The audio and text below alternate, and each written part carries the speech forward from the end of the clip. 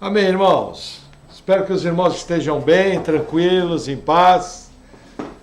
Vamos estar salmodiando no Salmo 102. Salmo 102.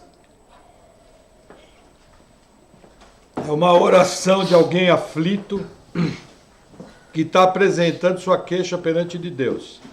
Diz assim a palavra do Senhor: Senhor, ouve a minha oração e chegue a ti o meu clamor. Não escondas de mim o teu rosto no dia da minha angústia. Inclina para mim os teus ouvidos no dia em que eu clamar. Ouve-me depressa, porque os meus dias se consomem como a fumaça, e os meus ossos ardem como lenha. O meu coração está ferido e seco como a erva, por isso me esqueço de comer o meu pão. Por causa da voz do meu gemido, os meus ossos se apegam à minha pele. Sou semelhante ao pelicano no deserto, sou como um mocho nas solidões, vigio como o pardal solitário no telhado. Os meus inimigos me afrontam todo dia. Os que se enfurecem contra mim têm jurado contra mim. Pois tenho comido cinza como pão e misturado com lágrimas a minha bebida. Por causa da tua ira e da tua indignação, pois tu me levantaste e me arremessaste. Os meus dias são como a sombra que declina, e como a erva me vou secando. Mas tu, Senhor, permanecerás para sempre, a tua memória de geração em geração. Tu te levantarás e terás piedade de Sião, pois o tempo de te compadeceres dela, o tempo determinado já chegou.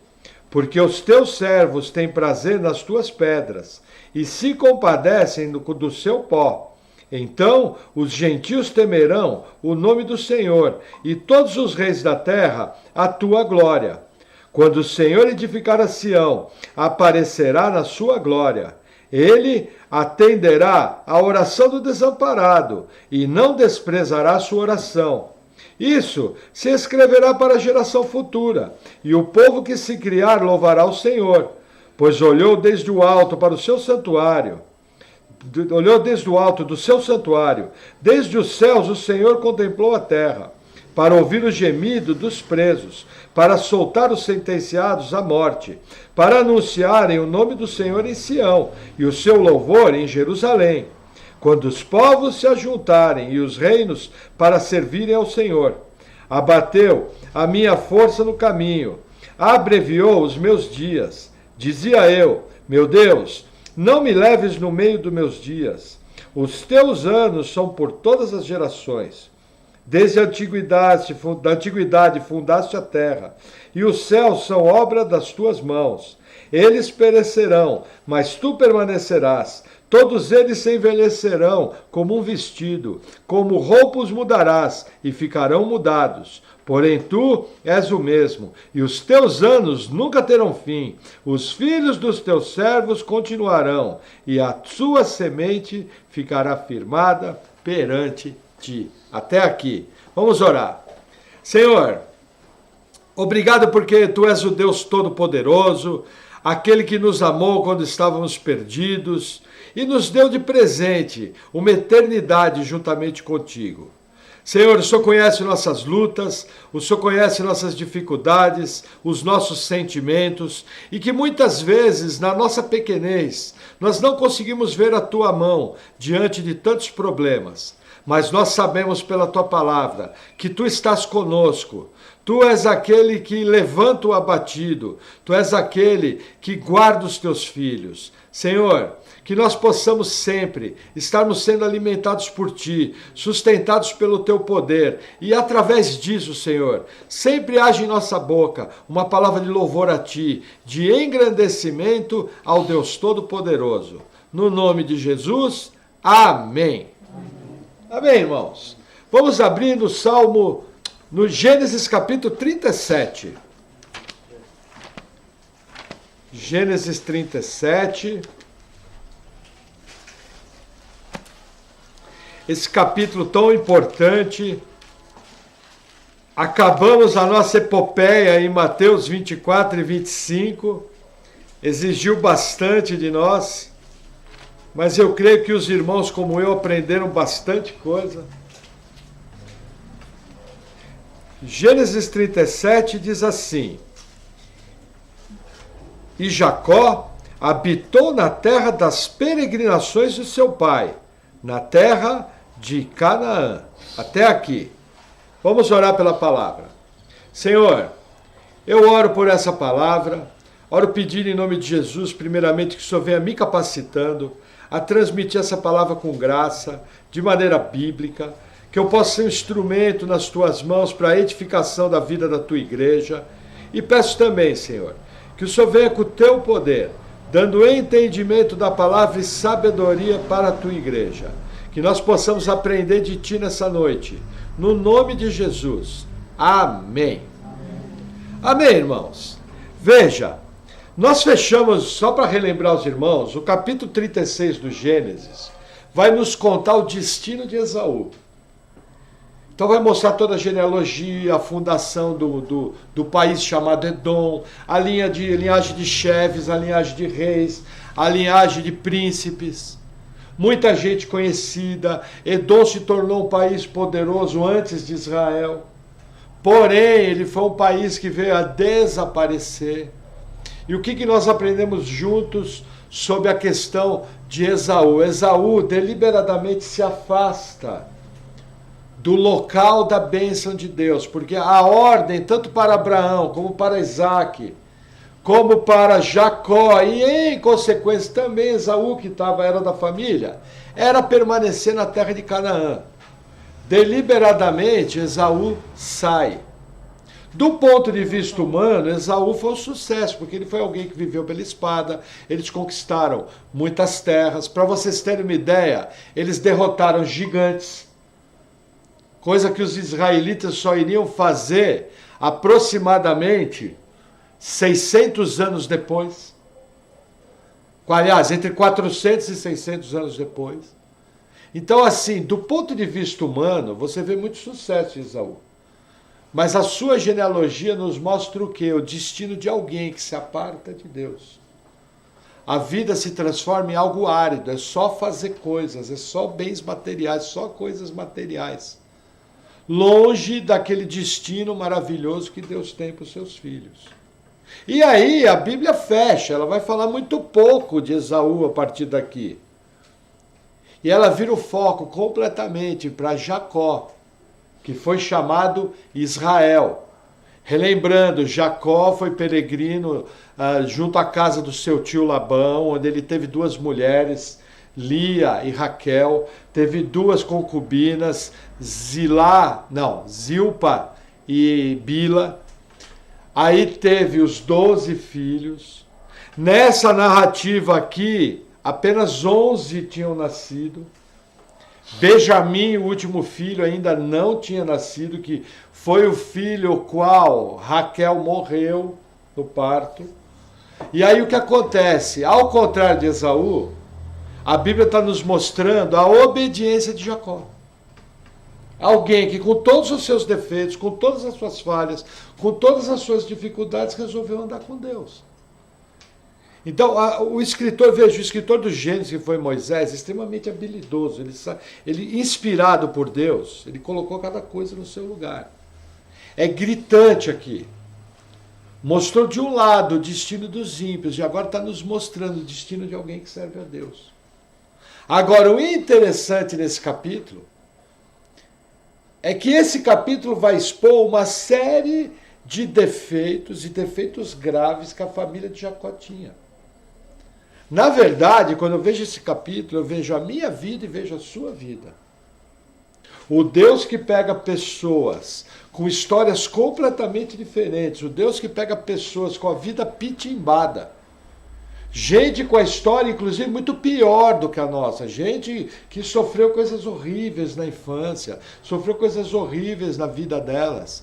E Deus pega essas pessoas, salva, apruma, transforma. E aquelas pessoas experimentam a alegria de servir a Deus e receber o presente da salvação. O que é importante eu aprender nesse capítulo? Que isso às vezes é meio difícil no meio evangélico brasileiro. que o fato de eu estar dentro do plano de Deus não quer dizer que eu não vou passar por desconforto. Aqui vai ser feita a narrativa da vida de José. José era pecador? Sim. Mas na narrativa bíblica você não vê nenhum pecado evidente na vida de José. O que é tentado mostrar na narrativa de José, porque veja, daqui para frente, o personagem central do Gênesis é José.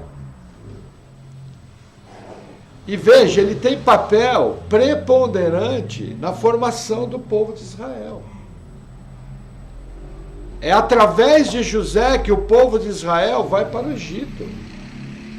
Porém, essa trajetória de José, de aproximadamente 12, 13 anos, foi uma trajetória difícil, mostrando que a família de Jacó era extremamente desestruturada, uma família virada no chapéu velho. Só que Deus vai lá e faz conforme aquela musiquinha, né? Havia um homenzinho torto, morava numa casa torta, a sua vida, e transforma a família de Jacó. Veja, essa família totalmente arrebentada vai formar os 12 patriarcas, as 12 tribos de Israel. E é dessa família aqui que vão sair as pessoas que 400 anos depois vão tomar a terra prometida. Mostrando que quando Deus entra numa família, os frutos são perenes, os frutos permanecem. Então o que eu quero mostrar para você? E eu quero fortalecer a sua fé, que vale muito a pena servir a Deus. Mas servir a Deus não é sinal de uma vida sem problemas, ao contrário. Pela narrativa bíblica, quando você resolve servir a Deus, o que mais tem são problemas. Porém, você tem paz, você tem uma direção, você é mudado nos seus conteúdos. Temos que entender que a eternidade não muda ninguém. Uma coisa que acontece na eternidade é o seguinte: esse corpo do pecado vai ser aniquilado. Então, sem esse corpo do pecado, a história muda. Entendeu? Aquilo que você tanto anseia que é não pecar, é possível. Porque você não tem mais a natureza pecaminosa. Porém, você não vai ficar manso e suave esperando a sua morte em berço esplêndido, né? Você vai viver sua vida. E é nessa vida que Deus escreveu que as situações vão acontecer e as pessoas, os seus servos, são transformados.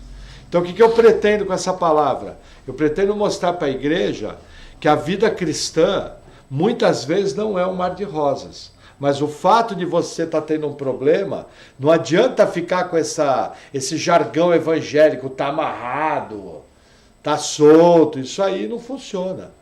Na hora que os problemas vêm, os problemas têm que ser vividos. E ao serem vividos, o poder de Deus se manifesta. Porém, com certeza, se Jesus não voltar, vai chegar um momento em que nós vamos vencer um problema que para nós é inevitável, que é o problema da morte. Então, logo de cara, você na sua vida já tem certeza que um problema grave você vai enfrentar. Agora, imagina o resto.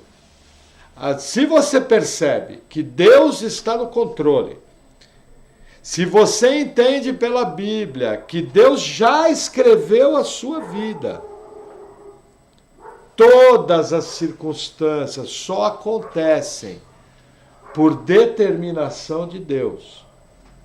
Pode caber uma discussão. Veja, existem os decretos positivos, que é a vontade absoluta de Deus, e existem os decretos permissivos, que não é exatamente aquilo que reflete o amor, a bondade, a glória, porém Deus permite para que se cumpra. Por exemplo, Deus jamais vai incentivar a traição, porque Ele é um Deus bom, de essência boa. Porém, Ele usa a traição de Judas para a crucificação de Jesus. Por quê? Porque Deus consegue, mesmo nas coisas erradas, transformar aquilo em coisas boas. É isso que você tem que entender, uma visão madura. E essa história aqui é especial para isso. E como ela começa? mais ou menos 10 anos após o que passou para trás, Jacó já está peregrinando na terra. E veja, em vez de Jacó se situar num lugar, ele está tendo uma vida nômade. Como quem? Como seu avô Abraão, como seu pai Isaac. Qual era a ordem para eles? Peregrinar na terra que foi dada à descendência. E o que eles tinham nessa terra era muito pouco. Eles tinham um túmulo e tinham um campo, inclusive comprado por uma graninha mais ou menos. Porém, Jacó já tinha um altar de adoração a Deus, já tinha uma história com Deus e já tinha obediência. E a história começa com Jacó feliz da vida. Está peregrinando, o gado está tudo gordinho, tem pasto, tem água, está tudo bem. Os bens da família estão caminhando bem. Só que num determinado momento a história muda drasticamente para Jacó. E é isso que nós vamos ver essa noite. Amém? Então vou começar a palavra. Vou reler. Gênesis 37:1 diz assim: E Jacó habitou na terra das peregrinações de seu pai, na terra de Canaã. Estas são as gerações de Jacó. Sendo José de 17 anos, apacentava as ovelhas com seus irmãos. Sendo ainda jovem, andava com os filhos de Bila e com os filhos de Zilpa, mulheres de seu pai. E José trazia más notícias deles ao seu pai. Veja que interessante, Jacó tinha duas esposas, 2 concubinas. Não se sabe por que ele andava mais com os filhos das concubinas. Talvez por causa da competição entre Lia e Raquel. Aquela bagunça toda, de uma querer ter filho no lugar da outra para ter Jacó como marido. José aqui é filho único de Raquel, que era a queridinha. A Bíblia não explica por que ele não andava com os filhos de Lia. Mas a Bíblia explica que José era fofoqueiro. Trazia más notícias dos irmãos. Entendeu? Gente, cuidado com aquilo que você fala. Na verdade, nós crentes somos transparentes, mas existe momento e hora para falar as coisas. Permita-se ser guiado por Deus. Muitas vezes, bota a trava na língua, coloca aquilo que você ia falar no lenço, dobra e põe no bolso. Mas pastor, o pastor mesmo ensina que tem problema que não pode deixar passar em branco, correto? Correto. Como equilibrar isso? Só tem um jeito, através da comunhão com o Espírito Santo e com as verdades da palavra. Alguém cheio do Espírito Santo é alguém que vai ter discernimento para saber como lidar com os problemas. Isso é muito importante. Veja, José vai se mostrar alguém muito competente, mas veja, ele já está azedando o relacionamento. Não andava com os irmãos e ainda trazia notícias ruins. Isso é terrível. Imagina o ambiente. E o texto continua, versículo 3. E Israel amava José mais do que a todos os seus filhos, porque era filho da sua velhice, e fez-lhe uma túnica de várias cores. Vendo, pois, seus irmãos que seu pai o amava mais do que a todos eles, odiaram-no e não podiam falar com ele pacificamente. Veja, primeira coisa, essa túnica, ela aponta para o herdeiro. Jacó, ao dar a túnica para José, está mostrando uma predileção que provavelmente vai transformar José no herdeiro. Os irmãos, vendo que o pai preferia mais a José, começaram a odiar José. E a coisa era tão gritante que Jacó não escondia. Veja que interessante. Mostrando a falta de sabedoria do patriarca. O que a Bíblia nos ensina na teologia entre pais e filhos? Lá em Efésios, isso, a Bíblia vai falar que os filhos têm que obedecer aos pais, em tudo. Mas a Bíblia em Efésios fala o seguinte: pais, não irriteis vossos filhos. Lógico, conhecendo a Bíblia toda agora, eu conheço a teologia. Jacó não a conhecia. Mas a pessoa sábia jamais vai mostrar predileção por um filho. Você precisa tomar muito cuidado para você não ser um instrumento de ira no filho. Agora, também não deixe o filho se aproveitar desse versículo de maneira distorcida. Falar, não irei vossos filhos. Entendeu? Mas tem que ter esse discernimento. Nós percebemos aqui um quadro familiar terrível. E a narrativa continua. Agora o trecho é um pouco longo. Versículo 5.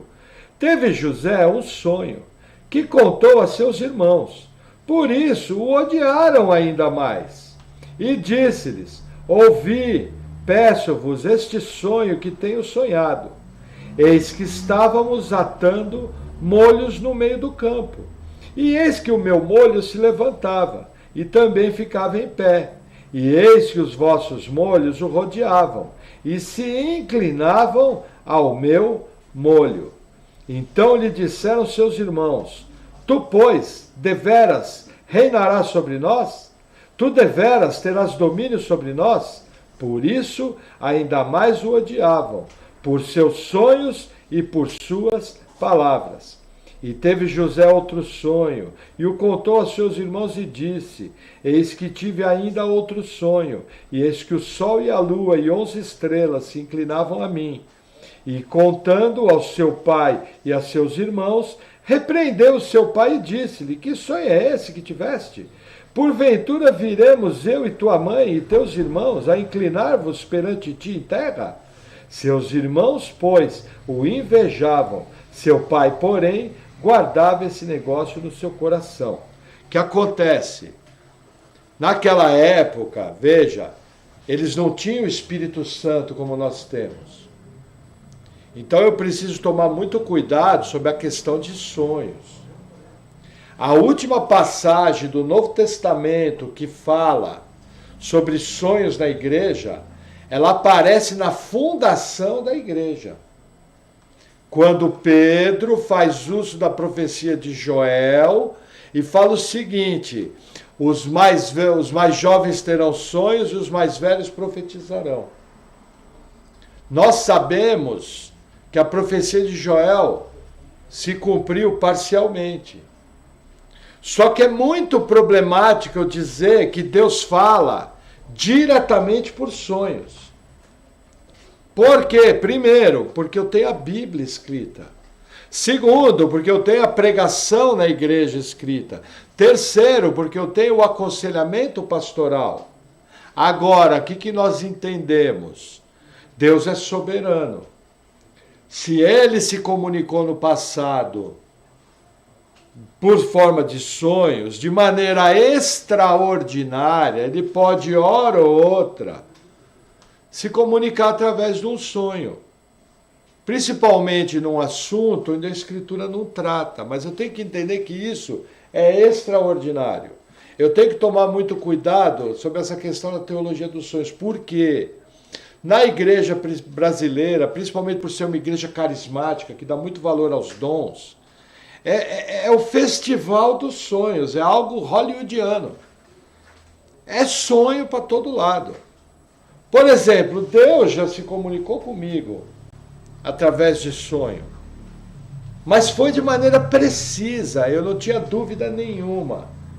Eu sabia quem era, o que estava acontecendo e o que era para fazer, porque Deus não deixa dúvida. Só que veja, em 21 anos de salvo, eu tive esse tipo de sonho extraordinário, talvez não chegue a 10 vezes. Entendeu? Então, o que acontece? Muito cuidado. Jamais seguir através de um sonho. Você tem a Escritura para ser. O que as pessoas fazem? Chutam a Escritura e seguem o sonho. Se um dia vier acontecer você ter um sonho, venha falar com o seu pastor.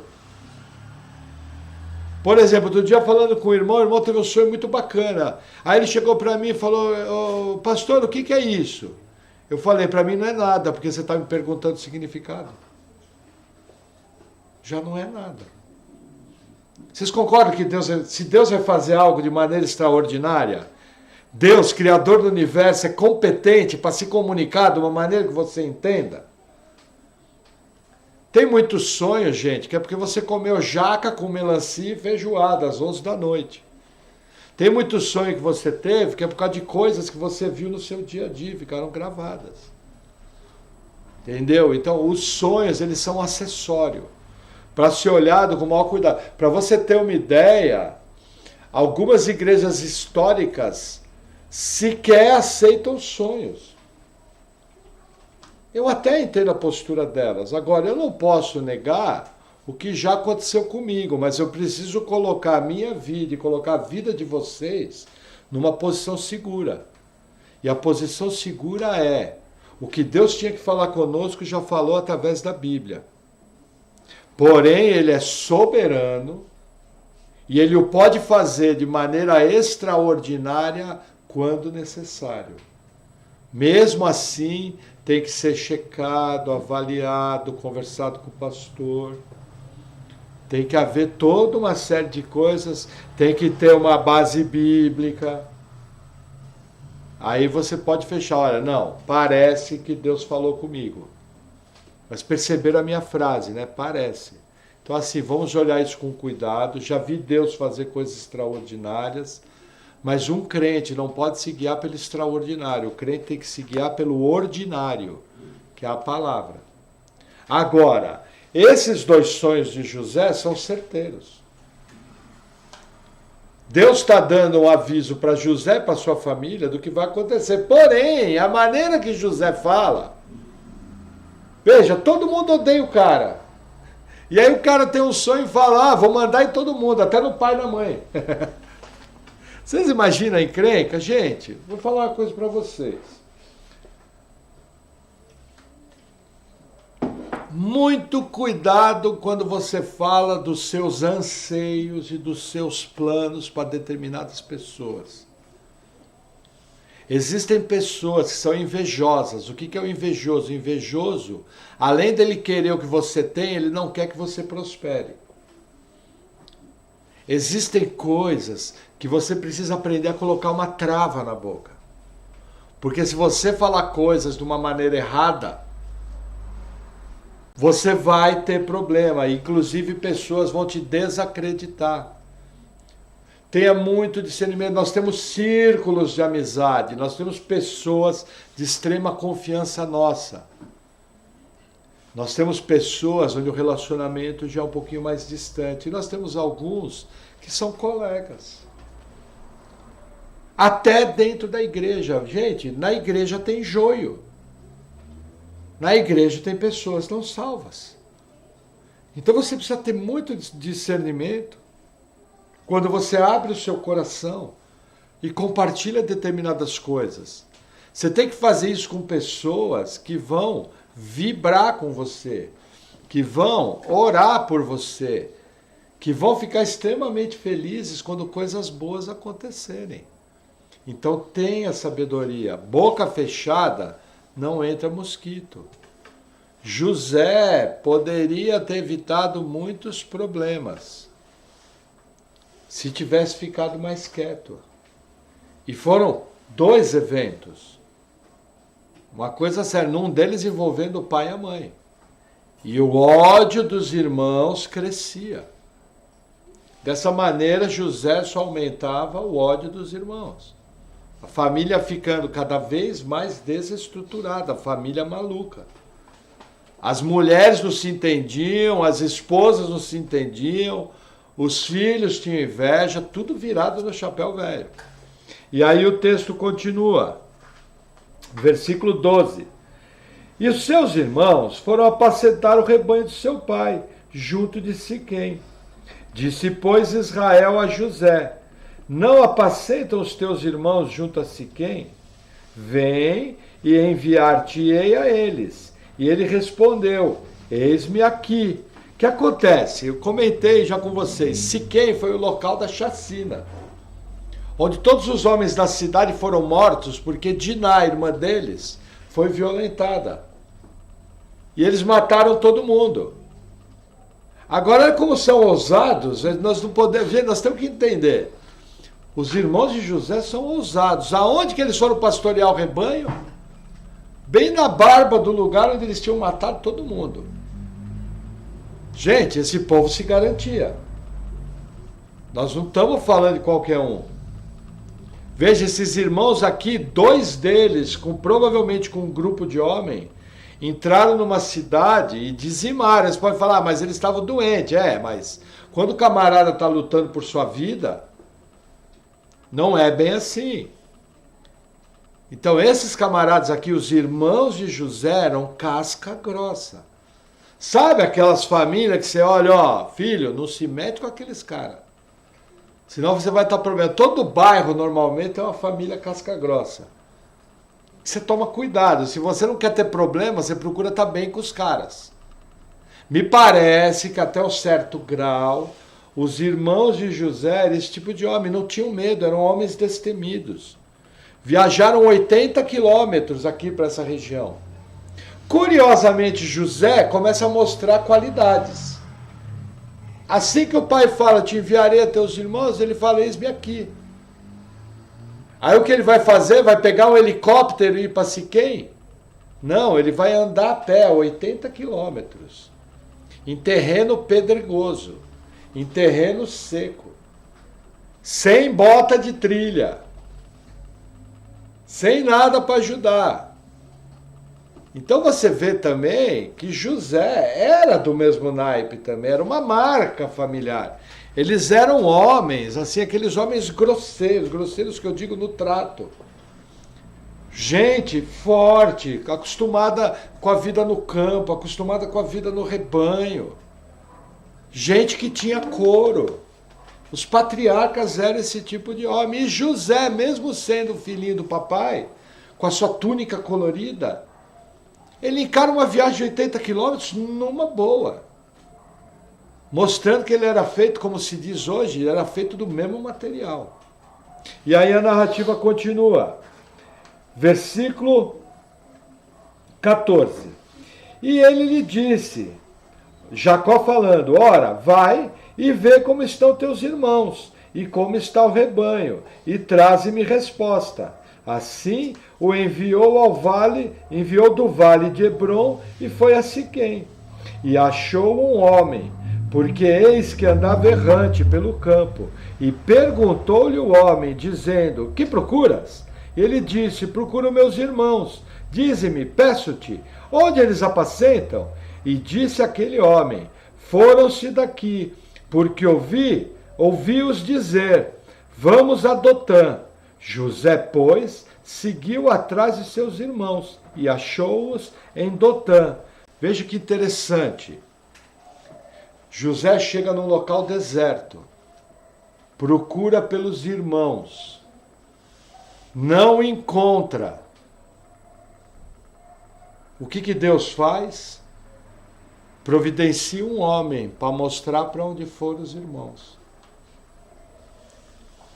Qual seria o destino de José? Ser vendido como escravo. Aí você fala, opa, peraí, pastor, não entendi.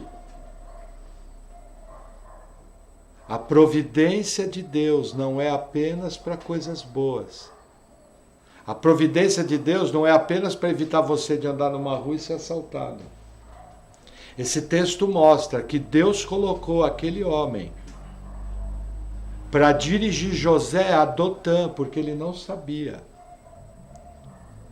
A Bíblia nos mostra que a providência de Deus dirigiu José para dias de trevas na sua vida. O porquê disso nós vamos saber mais à frente. Mas é muito importante você saber, quando você pergunta, fala, puxa, por que eu não fiz tal coisa?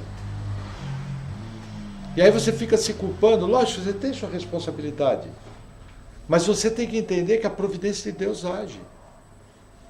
A sua vida não é aquele castelinho de cristal, brilhandinho, bonitinho, onde tudo funciona. Nossa vida não é assim. Nós temos luta, nós temos dificuldades, e tudo isso faz parte do que Deus escreveu. A grande prova disso é que se Deus quisesse que José não fosse ao encontro dos seus irmãos, ele simplesmente dava um trelelê e mandava aquele homem para algum lugar. Local vazio, deserto. O homem não só encontrou José, como viu para onde os irmãos iam, sem conhecer. E deu o caminho certinho, ó. Vai lá para Bangu 2, que eles estão tudo ali. Vai lá para Dotã, foi o que foi falado. E José aumentou sua viagem em direção aos irmãos, sem saber o que esperava. O que eu tenho que aprender aqui? Foi a mão de Deus que guiou José direto ao problema. Vou dar um exemplo pessoal rápido. Quando eu fui salvo, eu tinha tomado uma multa de velocidade aqui na BR. E naquela época as multas custavam R$586. E eu tomei essa multa em 99. Era muito dinheiro. Quando chegou 2000, eu não pude licenciar meu carro. Então eu tive que vir para cá com o carro sem licenciamento, trabalhando com o carro sem licenciamento. Até que numa noite, a Paula ia para um curso da igreja. E a irmã Aida pediu carona. Aí elas passaram aqui na quadrangular do triângulo aqui embaixo, quando chegou na porta da quadrangular, furou o pneu do carro. Aí um irmão foi lá para ajudar, não conseguia trocar o pneu, foi lá, conseguiu trocar. A Paula entrou no carro, pegou a Vitor Ferreira do Amaral e deu direto numa blitz. Aí eu peguei, ela me ligou e eu fui acudir ela na blitz. Quando eu cheguei na blitz, eu falei, vim ver o voyaginho, tal. Ela falou, você trouxe a carta? Eu falei, trouxe minha carta, tal, a dela tá vencida. Aí ele levou dele, tá bom, vou liberar o carro. Aí eu, nossa, glória a Deus, aleluia, né? Já tava... Quando eu entro no ônibus, me para uma moto, uma 500. Eu até lembro o nome do tenente, entendeu? E o que o tenente fez foi certo, merece um elogio. Talvez ele seja até um capitão, o nome dele era Tenente Botner. O que ele fez foi muito correto. Quando eu vi o tenente, a pulga atrás da orelha cresceu. E eu já estava quase com o documento do carro na mão e a chave. Aí eu baixei a cabeça, está repreendido em nome de Jesus, cabeça levanta, olha aquele palavrório. De repente o tenente entrou, quando o tenente entrou eu botei a mão na cabeça, já sabia no que ia dar. Aí o soldado virou e falou, estou liberando esse carro aqui, o tenente está liberando por quê? Não, esse carro aí não pode liberar não, isso aí não é só carta, está com o documento sem licenciamento. Aí eu baixei a cabeça e falei, não dá para o senhor me liberar? Ele falou, não posso, sem condição. Aqui nós estamos para fazer nosso trabalho. Eu falei, não, tá certo, o senhor tem que fazer seu trabalho e tal, muito obrigado. O Tomás para dizer, gente, sem R$1 no bolso. Aí, quando eu cheguei em casa, fiquei sem entender. Nós estamos direto na Blitz, entendeu? Só que, veja, na minha cabeça eu já estava fazendo conta. Como é que eu ia conseguir levar a Paula e as crianças para a igreja sem carro? Falei, o carro depois eu vejo. Meu primeiro problema é como eu vou para a igreja com a minha família. Eu posso ir de moto. Daí pensei, eu falei, já sei, vou falar com o irmão Doni. Aí o João conhece, ele vai me dar uma força para levar para a igreja. Até que batalhe uma grana para tirar o carro. Para tirar o carro na época dá uns R$1.000. Dinheiro que nós não tínhamos, nem pensar. De repente, passa uns 3 dias, me aparece o irmão Doni aqui em casa. Não, me ligou. Falou, irmão, o negócio é o seguinte, me dá o documento do teu carro. Falei, por quê? Falou, não, eu tenho uma despachante, nós vamos ajeitar tudo, nós vamos liberar teu carro depois de amanhã. Eu falei, cara, você está louco? Eu não tenho dinheiro. Ele falou, eu não perguntei se você tem dinheiro. Eu vou te emprestar o dinheiro. E aí, resumindo o assunto, tiramos o carro de lá, com o documento tudo certinho. E nunca mais eu tive documento de carro atrasado. Graças a Deus, nunca mais. Entendeu? Mas você vê, fomos direto para Blitz. levou nosso carro. Eu já estava fazendo conta que minha preocupação, como é que eu vou para a igreja servir a Deus? Eu tenho só uma motinho. Entendeu? Mas Deus, o mesmo Deus que colocou no meio da prova, resgatou. Glória a Deus que anos mais à frente eu também pude retribuir o favor ao irmão Doni, ajudar ele. Foi uma coisa muito legal. Entendeu? Então o que eu quero mostrar para vocês é que coisas ruins acontecem na vida de pessoas boas. Só que no momento que você está passando pela luta, você não vê a tempestade. O porquê da tempestade. Mas Deus está naquilo.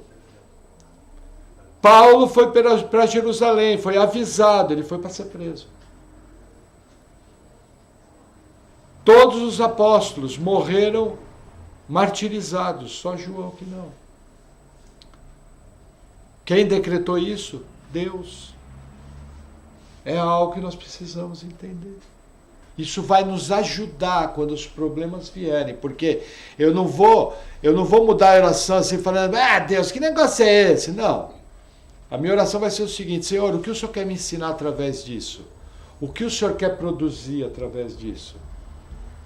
É isso que eu vou fazer. Tendo a resposta, eu vou agir. Essa é a questão. Amém?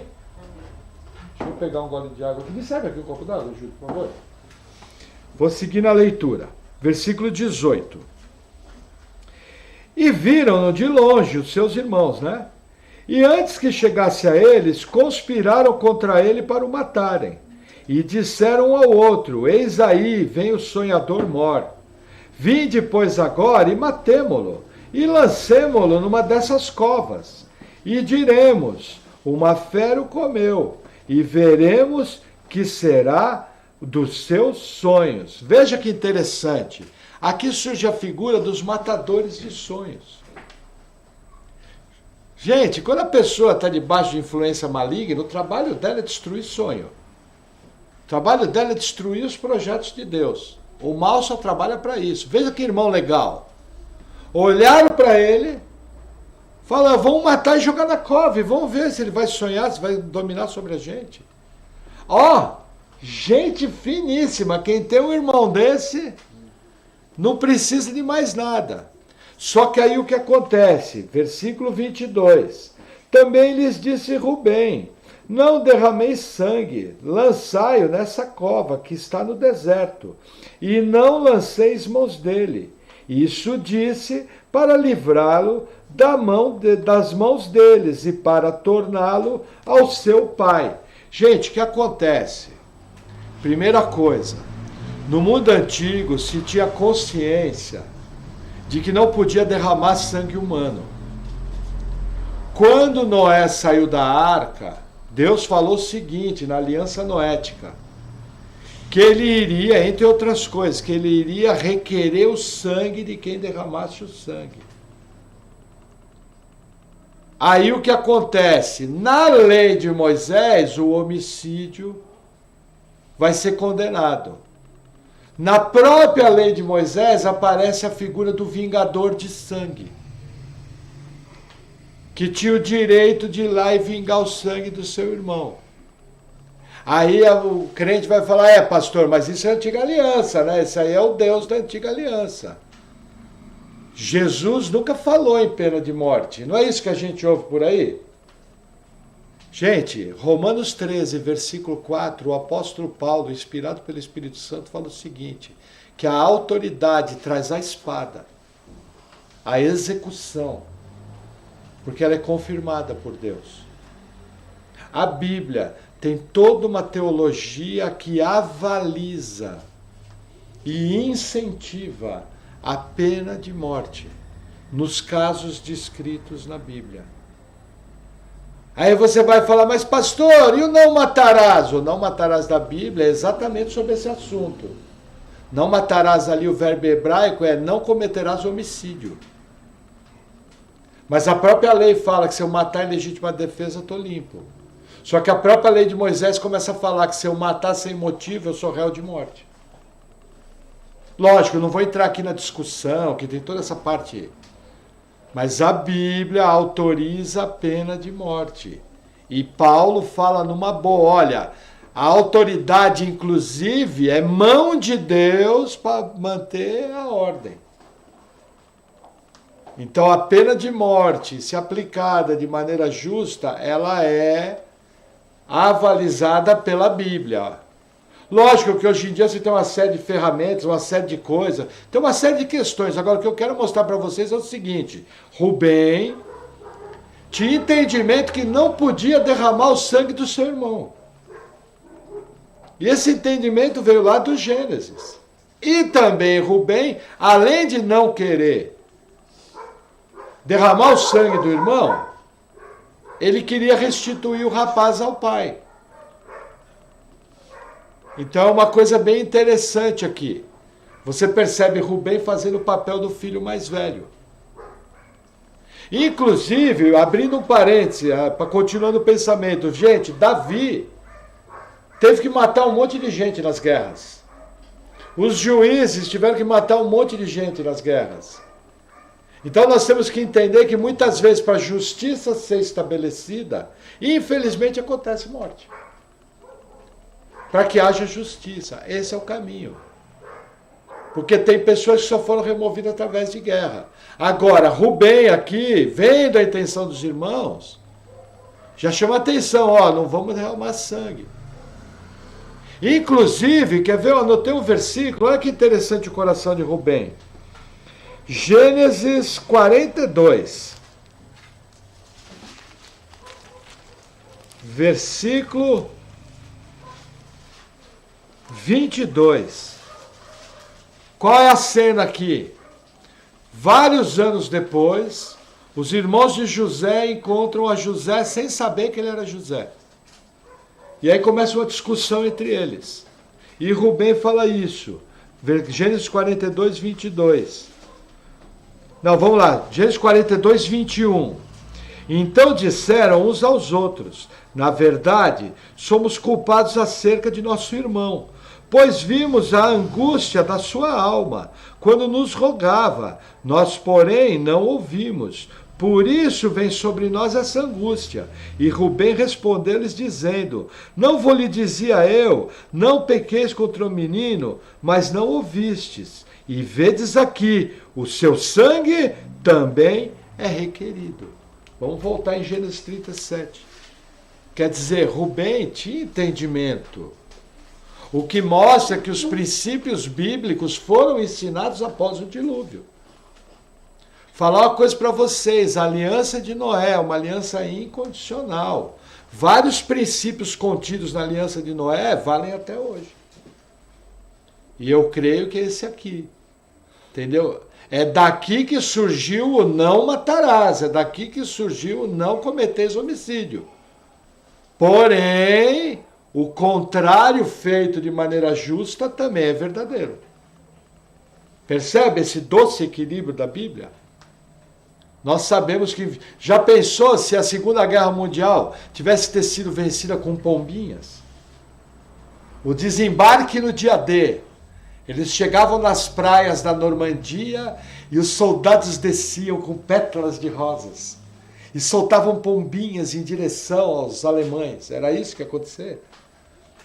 Muita gente teve que perder a vida para que o mundo pudesse respirar liberdade contra uma força opressora do mal. Terrível. Percebem? Eu, como crente, eu tenho que ter maturidade nessa área. Muito discernimento. Entendeu? E também não posso confundir um povo cansado de coisas erradas. Que aí quer descontar em todo mundo. Passou na frente, atira. Bum. Que nem um videogame. Não é assim também. Mas vamos continuar. O texto continua. Versículo 23. E aconteceu que, chegando José a seus irmãos, tiraram de José a sua túnica, a túnica de várias cores que trazia, e tomaram-no e lançaram-no na cova. Porém a cova estava vazia, não havia água nela. Gente, entenda, o símbolo da inveja qual que era? A túnica. A maior encrenca dos irmãos era aquela maldita túnica. Eles arrancaram a túnica e jogaram José numa cisterna. A sorte de José é que estava vazia.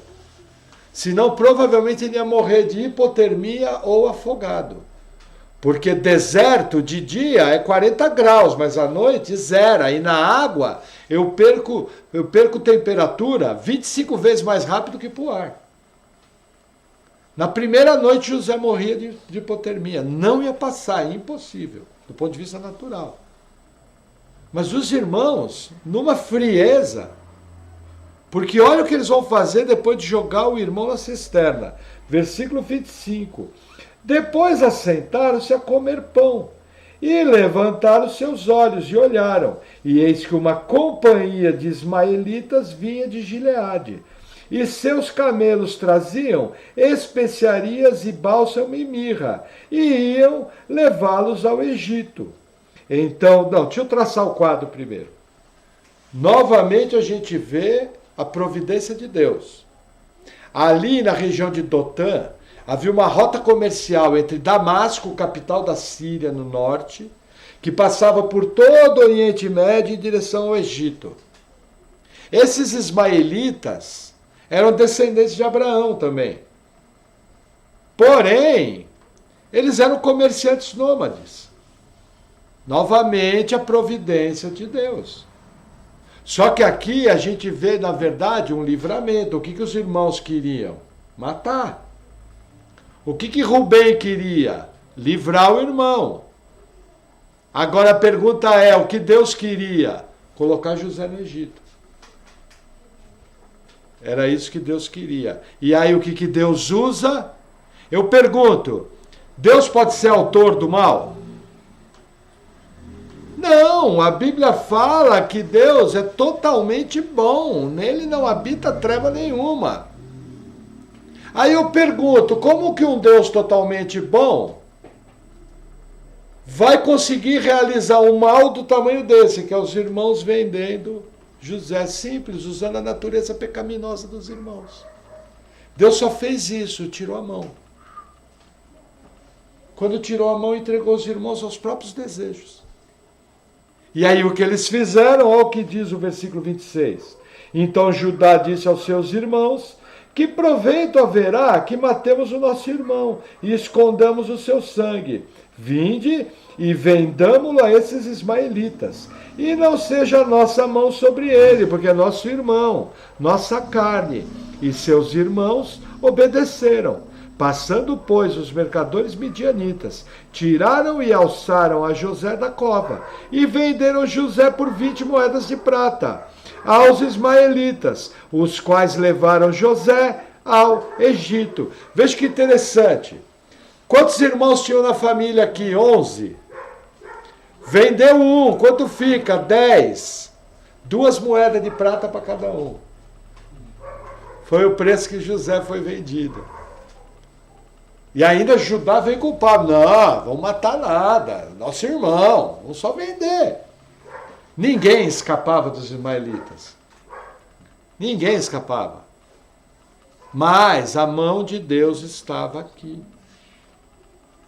E Deus colocou José exatamente aonde ele queria colocar José. E nós vamos ver todo um pacote na vida de José, que vai transferir aquele menino mimado, filhinho do papai, no grande patriarca que ele foi. Deus é econômico, ele tem uma capacidade que a nós é difícil entender. Mas ele resolve um caminhão de problema numa atitude só. Essa é a natureza do nosso Deus. Mais à frente vocês vão entender melhor. E aí o texto continua, versículo 29.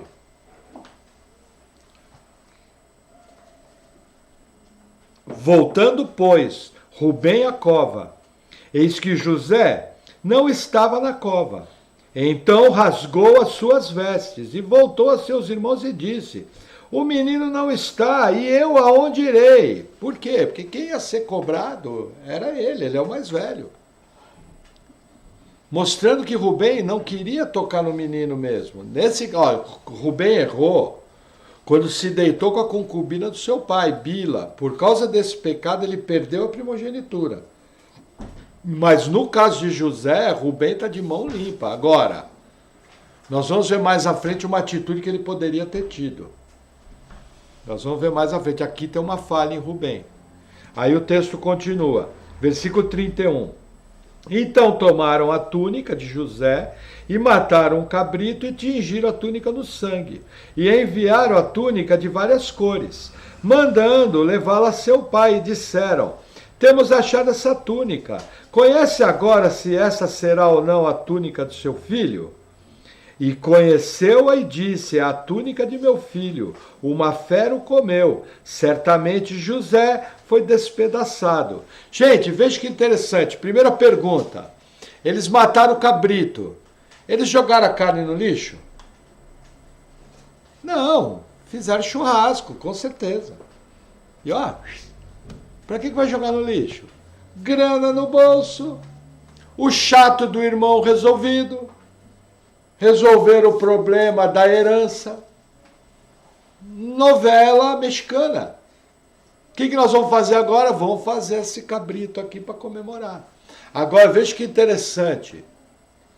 Jacó enganou seu pai usando roupas. Curiosamente, os irmãos de José enganam Jacó usando roupas. Curioso isso, esse jogo de Deus. Deus está querendo nos mostrar algo aqui. Nada é à toa na Bíblia. O que Deus está querendo nos mostrar aqui? Começa a surgir aqui um comportamento aprendido. Um comportamento familiar aprendido. Porque olha que interessante, olha o jeito dos filhos de Jacó. Versículo 34. Então Jacó rasgou as suas vestes, pôs saco sobre os seus lombos, e lamentou a seu filho muitos dias. E levantaram-se todos os seus filhos e todas as suas filhas, para o consolarem.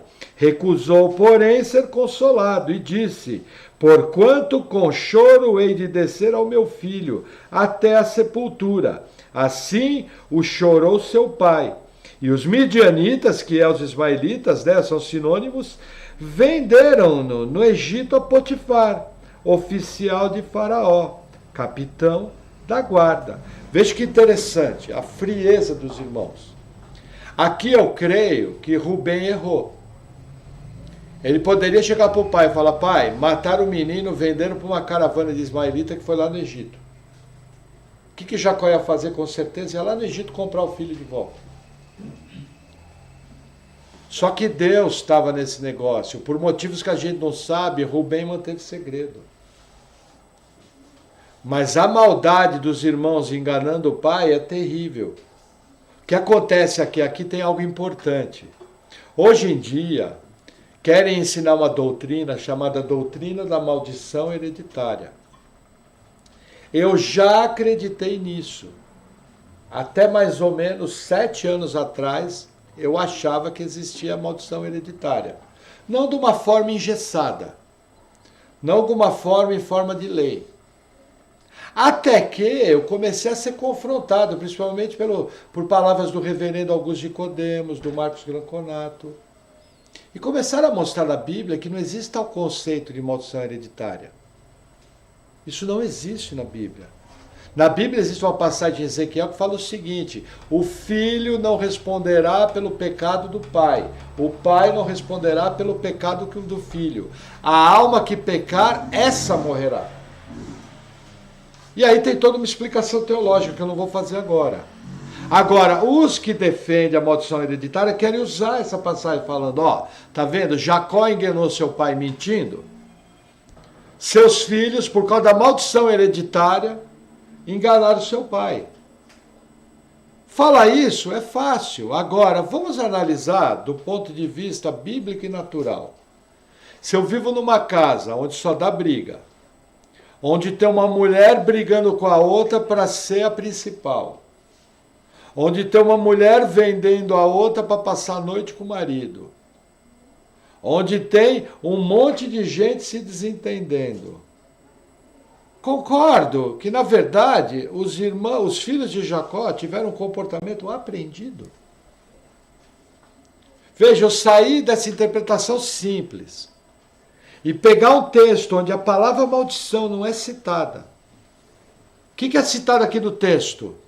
Que os filhos de Jacó enganaram seu pai. e foram duros de coração. Mais nada. Não tem palavra maldição, não tem espírito maligno, não tem nada. Aí eu pego tudo isso que não tem no texto, jogo no texto e aplico na sua vida. E aí você vai para a igreja, confessa um monte de coisa, confessa pecado de antepassado. Eu já fiz isso.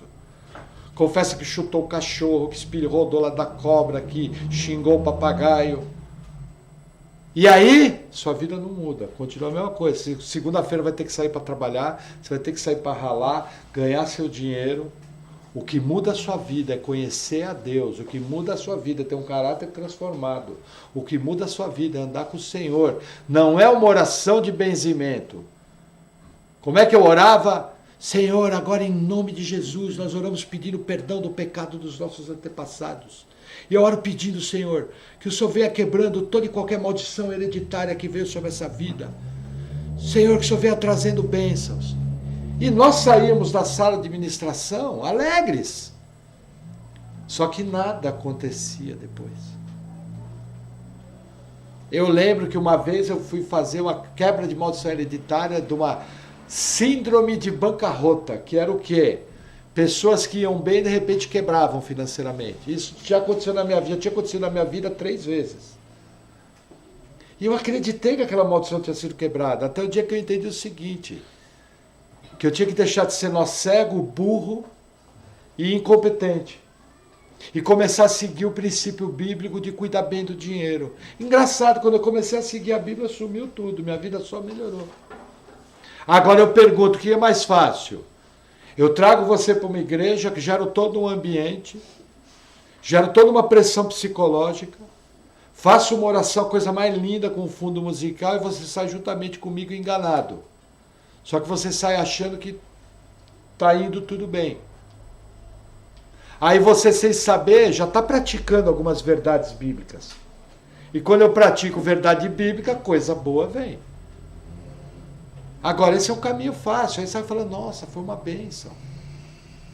Agora, se você entrar numa sala de ministração, conversar com o seu pastor, e o seu pastor te der 1 hora de teologia financeira da Bíblia, e você levar da Bíblia meia dúzia de raquetada na orelha, e descobrir pelo princípio bíblico que você desobedece a Bíblia de tudo quanto é maneira, é fácil de ouvir?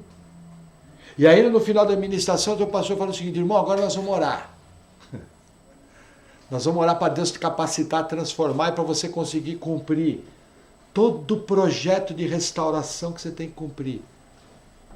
E depois de alguns anos, recuperar sua vida financeira. Eu pergunto, qual que enche a igreja? A primeira, né? Mas aí eu pergunto, qual que resolve a sua vida? A segunda, para nunca mais andar para trás. Quando eu vi esse texto aqui, eu falei, não, opa, eu preciso pegar essa oportunidade de explicar para os irmãos por quê. Alguns de nós vieram desse histórico onde se ensinava a quebra de maldição hereditária. Certa vez eu fui questionar um líder, entendeu? E ele gaguejou na minha frente, não conseguiu responder. Mas fui questionar, lógico, e a mãe falou, pastor, ó, tá o texto aqui, já leu aqui, não é estranho isso aí? Porque quando a gente vai falar com o pastor, nós temos que falar com respeito. O pastor é a autoridade dada por Deus. Quando eu falo com o pastor, eu falo baixo e fino. Entendeu? E eu lembro que eu chamei e falei, pastor, ó, me ajuda aqui, estava vendo isso aqui, ó, que estranho. Nós temos ensinado isso aí, só que a Bíblia não fala isso. Olha o que a Bíblia fala aqui, não é estranho. O pastor falou, olha, não é que é verdade? Sabe que eu nunca tinha visto esse texto? Até que a pessoa foi humilde. Falei, pastor, irmão, vou ver, mas depois a gente conversa disso. Eu falei, não, só queria mostrar para o pastor ver. Entendeu? Numa boa. Sabe? Agora, vocês agora são minha ovelha e eu sou o pastor.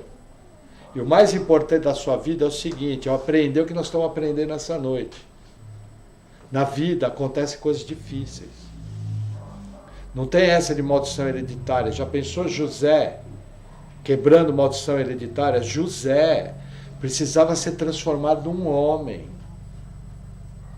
Toda a obra que Deus ia fazer como escravo na casa de Potifar ia mexer profundamente com características importantes na vida de José. Aquele menino, nós vamos ver na frente, era extremamente talentoso. Aquele menino era um escolhido de Deus para um plano maior. Porém, da maneira que aquele menino era, com a personalidade que ele tinha, Deus não podia deixar passar. Da mesma maneira, gente, em nossa vida, existem falhas crônicas. E entenda, você foi comprado por Deus. Ele te resgatou. Se ele é seu dono, ele vai fazer o que ele bem entende. E você pode ter certeza, ele vai transformar você. E muitas vezes a transformação vai passar pela casa do Potifar, como escravo. Apesar que eu tenho uma teoria, meu conselho para as pessoas: Senhor, por que está acontecendo isso? Senhor, não me deixa desviar. Senhor, me ajuda, eu tenho tantos defeitos, eu tenho tantas dificuldades. Eu mesmo, como pastor, tenho tanta coisa errada. Por quê? Porque eu estou o tempo todo lá batendo na porta, clamando a misericórdia de Deus. Para que o tratamento do Senhor seja brando, porque eu sou casca grossa. Eu tenho defeitos que eu tenho certeza que o meu Deus que me ama vai mudar. Só que o tempo todo, Senhor, me transforma através da tua graça. Senhor, não me deixe errar. Me ajuda nessa circunstância. Senhor, como pastor, livra o teu filho de tomar uma atitude errada. Eu não preciso ser conhecido, eu não preciso ter igreja grande, eu não preciso nada disso, eu só preciso ser bíblico. Então, Senhor, por favor, livra o teu filho. Essas pessoas estão colocando a vida delas na minha responsabilidade.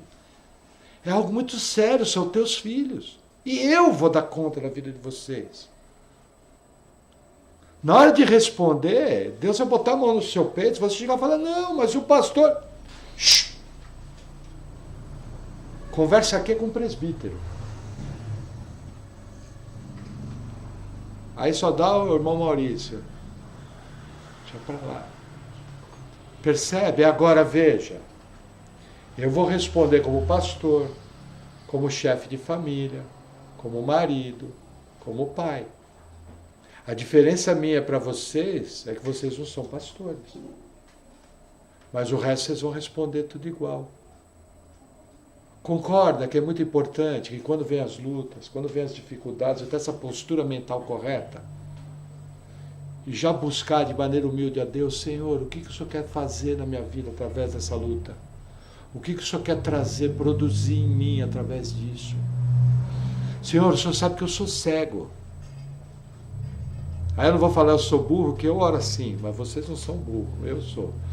Entendeu? Senhor, eu tenho coisas que eu não entendo. Me ajuda. Tu és o Todo-Poderoso. Concorda que é dessa forma que eu tenho que me dirigir a Deus? E com certeza o Deus de amor, o Deus de paz, o Deus benevolente, o Deus longânime e irar-se, vai pegar uma tranqueira que nem eu e vai produzir algo bom. Vai pegar, com todo respeito às irmãs, uma tranqueira de duas... Não, uma encrenca de duas pernas, essa é a palavra que eu pensei, não tranqueira. Tranqueira é eu e João. Uma encrenca de duas pernas, você também não escapa.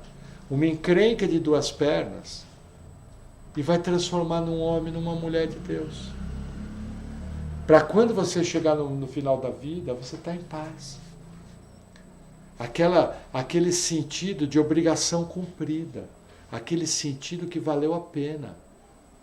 Você vai olhar aquele rostinho todo enrugado, cabelinho bem branco, careca assim que nem eu, e vai falar: nossa, que obra que Deus fez na minha vida. Que aventura que foi essa. Olha os meus filhos, olha os meus netos. Quem sabe, olha os meus bisnetos. Gente boa, gente que serve a Deus, gente que errou muito menos do que eu. Por exemplo, eu já consigo ver na vida dos meus filhos muito menos erros do que eu cometi. Por quê? Porque isso é fruto da obra de Deus na vida deles. São perfeitos? Não. Mas vão ter bem menos sofrimento. Lógico, né? No meu caso, o nome de Deus é mais glorificado, porque a encrenca era maior. Entendeu? Aí os caras falam, acredita, aquele camarada é pastor.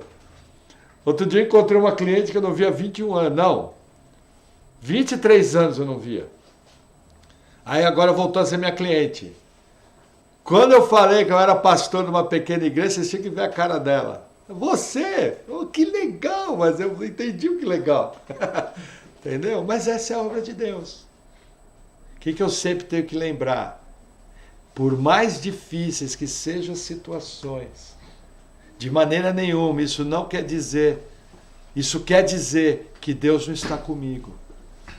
O tempo todo Deus está comigo e provavelmente nos dias piores é quando Deus mais vai estar presente, porque é nas lutas difíceis que você precisa da mão de Deus para te sustentar, para te transformar.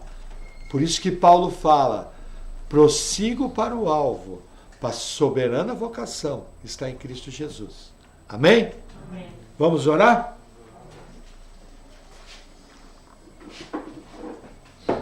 Senhor, obrigado por tua palavra.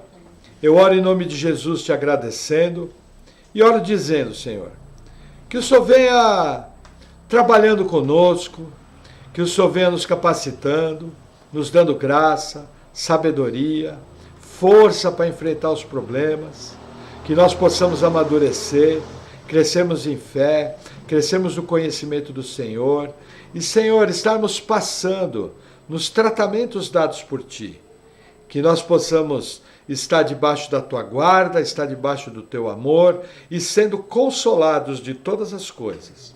No nome de Jesus, amém.